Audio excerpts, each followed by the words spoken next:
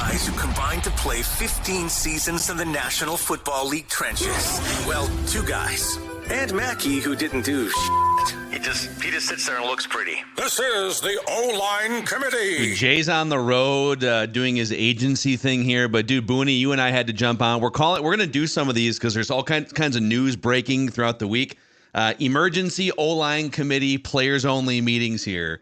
You're at the gym right now. Pete Carroll, no longer the coach of the Seattle Seahawks.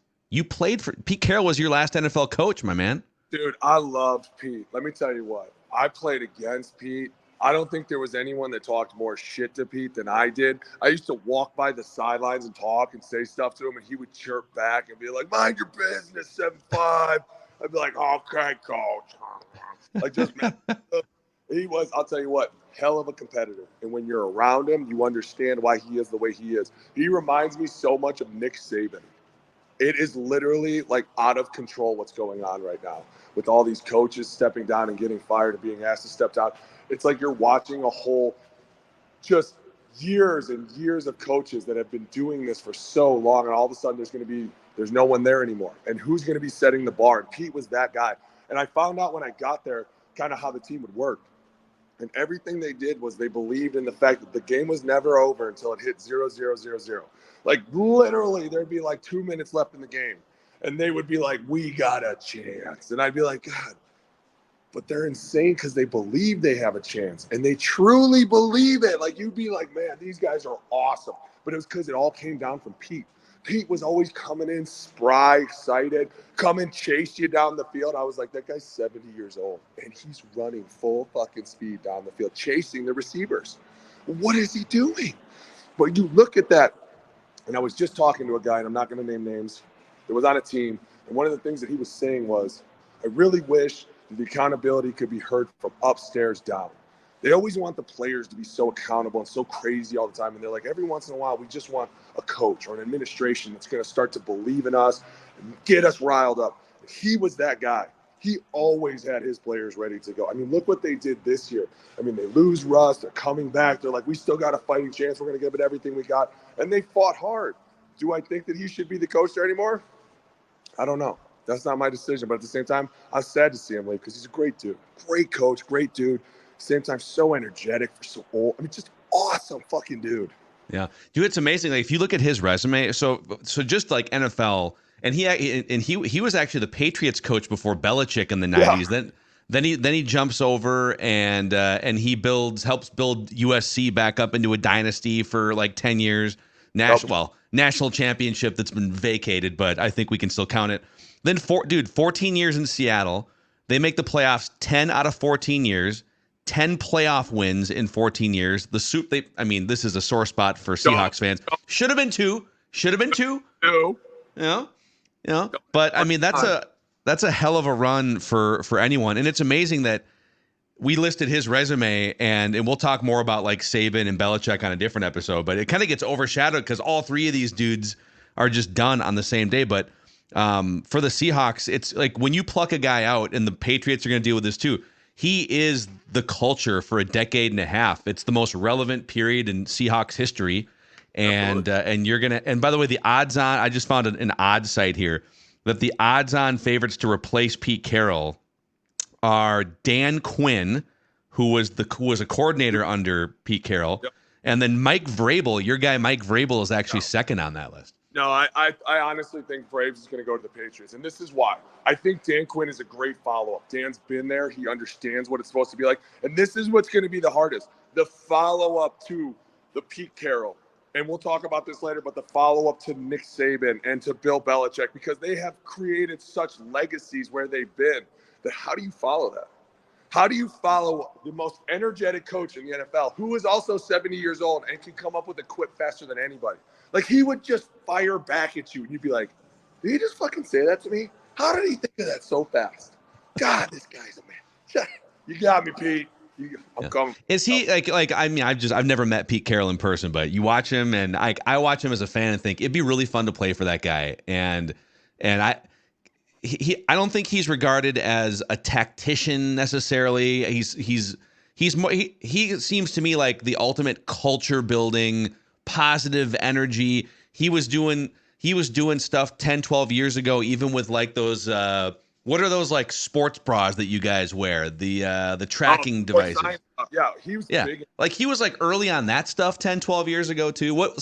How would you describe his style, his legacy as a coach? I'm glad you're going to ask me this, because I'm going to probably give you something way different, because everyone's always going to talk about his energy because it's all they ever saw. But I can tell you right now that Pete Carroll's defense, back when he had the Legion of Boom, and he had guys like Chris Clemens and Bruce Irving and Michael Bennett, he came up with some of the most exotic defenses, and there was no way to run on them. And he basically dared you to throw the ball. I dare you to throw this ball. And we always got sucked into it. Like, oh, yeah, we're going to throw the ball. We lost like 7-47, 31-3. We'd be like, all right, we're going to run the ball or throw the ball. But the Legion of Boom was so good. But he would come out, and he kind of invented this 57 defense, which is an over with a will on it. We used to call it a bug look because it looked so different. It looked like a bug. You were like, what is this? And it would always mess everybody up. And then they used to have Red Bryant play defensive end, but he was really a 3 technique. And it always made me wonder, like, why is this guy playing defensive end at 6'4", 335 pounds? But it's because he wanted him to stop everything coming to the tight end. So if people wanted to run power, you weren't running it anymore, because good luck training this dude. You wanted to run zone outside, good luck trying to reach this dude. He just come off the ball and hit you. He was such an innovative coach, and he would start coming up with these blitzes, and then he got Bobby Wagner in the middle, and oh my God, he could cover anything. So all of a sudden, the front line became a huge deal.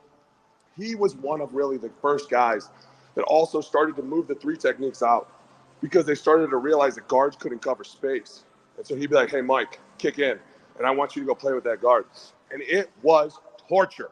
And he was so smart. And then on top of that, having the energy that he had and the energy that the team had, you were just like, dude, this is going to be the longest fight. And we knew going in every time it was going to be a fight. But it was what made it so fun and competitive, was because it was coming from the head man. We are not done until I say we're done. He was a burn the boats kind of guy, which I loved. Do you remember? I'm sure you do remember. It was 10 years ago. 2013 was the year they won that Super Bowl. But you guys, for people that are new to this, by the way, Booney started for the 49ers throughout that whole run. So you played for Pete on the Seahawks side your last year, and then you were mostly playing against Pete Carroll teams with the San Francisco 49ers. So you played them 3 times that year. They smoked you 29-3 in week 2. Told you. That was in Seattle. And then later in the year, in early December, they travel to the Bay Area, and you guys win 19-17. And then it was the conference championship round? It was the chokeout game. Choke. Was that the Crabtree game? I watched him so hard when I saw him do that. But at the same time, what can you say? Like, dude, we had a game. We had a better ball gets us that win. But you know what, dude? Those games, you can't ever take those back. And I just can't tell you how much we all hated each other but loved each other at the same time. Like, there was some seriously doggish days there with those guys up in Seattle, and it was all led by Pete. Like, Pete was like, never let them see you blink. Never let them see you in fear. Like, you got to go out there and strike them. And you were like, having played them for so long, when you get up there, you're like, this all makes sense. God, I love this guy. I'm going to find a way, Pete. Like, he's the man, dude. I'm telling you. Yeah. Do you think he's done coaching? As of the recording of this, we haven't seen. There's talk that he might move to like a consulting role or something, but I'm pretty sure he said a couple days ago at the like season-ending press conference, he's like in his 70s, but I feel like he's a 72-year-old in like a 54-year-old's body still. So I do wonder if another team would come around. I mean, dude, there's 8 openings right now. Oh yeah. If another team would say, "Oh, we can do worse than Pete Carroll to come in here for like 3 years." No, I mean, I think that's going to be the problem is eventually there are so many new coaches all over the league. Mike McDaniel's over in the Ravens. You got Ben Johnson and Lions. Like, all these new, young, up-and-coming people have to eventually get a chance. We can't just keep relying on all these guys that are, I've been doing it for 50 years. Okay, well, I'm sure at some point there's another coach here who could do the same goddamn job. How about that? Maybe we start being more innovative. Maybe we start getting different, crazy. Like the whole Sean McVay hirings. You just got to start going after young coaches that you see are doing awesome things and go, hey, listen, we got to give this guy a chance. because eventually no one's ever getting a chance anymore. And that was my mic weeks ago, the coaching carousel. It's like, okay, well, where's Ron Rivera going to go? Well, he's going to go to Seattle, and Vrabel's going to go to the Patriots. And then all of a sudden, everyone just keeps moving to different teams instead of going, hey, we need new blood. We need young coaches. We need new crazy coaches that are going to come in here and get these young kids fired up. Not to say that Pete can't do it. Damn, Pete, I love you, man. Enjoy the beach. It's time. Dude, I don't want to see you carried off the field in a stretcher. By the way, I scrolled down further on the odds to become Seahawks coach. I gave you Dan Quinn, Mike Vrabel. I scrolled down a few more. It's a long shot, but Jim Harbaugh's on this list. I'm going to Seattle, and everyone's like, who's going to go there? Because he's going to give it to the Niners.